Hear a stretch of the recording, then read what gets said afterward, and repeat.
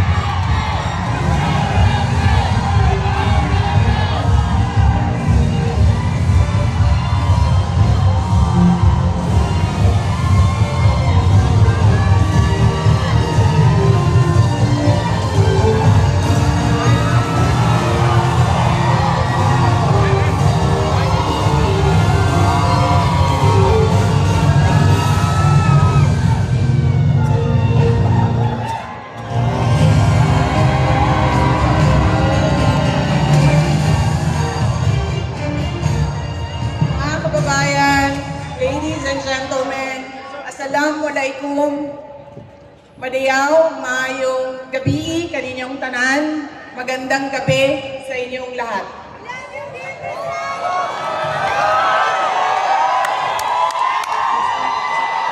Daghang salamat, mahal ko kayo, mahalin natin ang Pilipinas.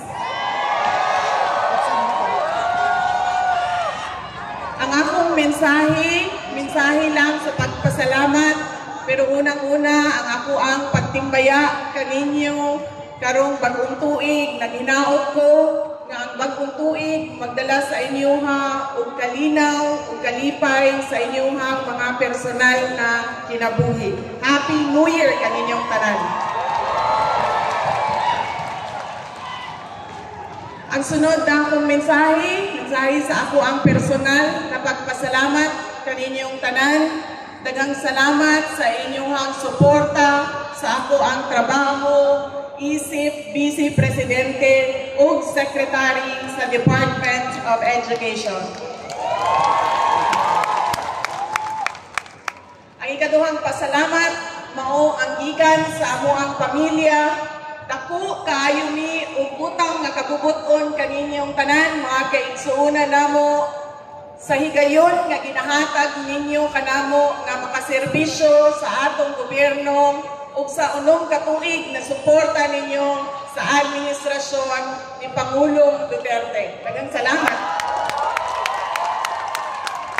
Malaki ang utang na loob namin sa inyo mga kababayan namin sa pagkakataon na ibinibigay ninyo sa amin na makapaglingkod sa ating pamahalaan at sa 6 na taon na suporta ninyo sa administrasyon ni Pangulong Rodrigo Duterte.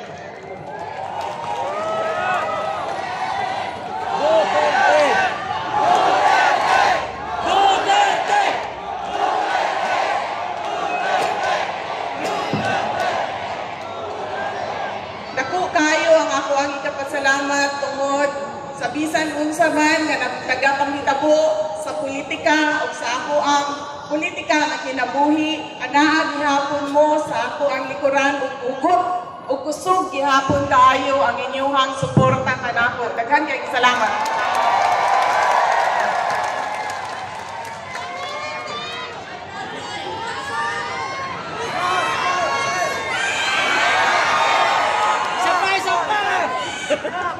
Mga kaigsunan ko, padayon nato nga mahalon ang atuang nasod.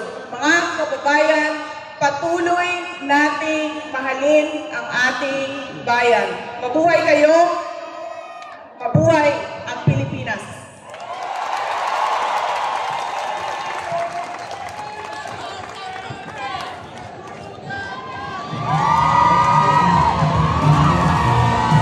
Sa makausap, ang akong pinalagang Vice Presidente, Inday Sara Duterte!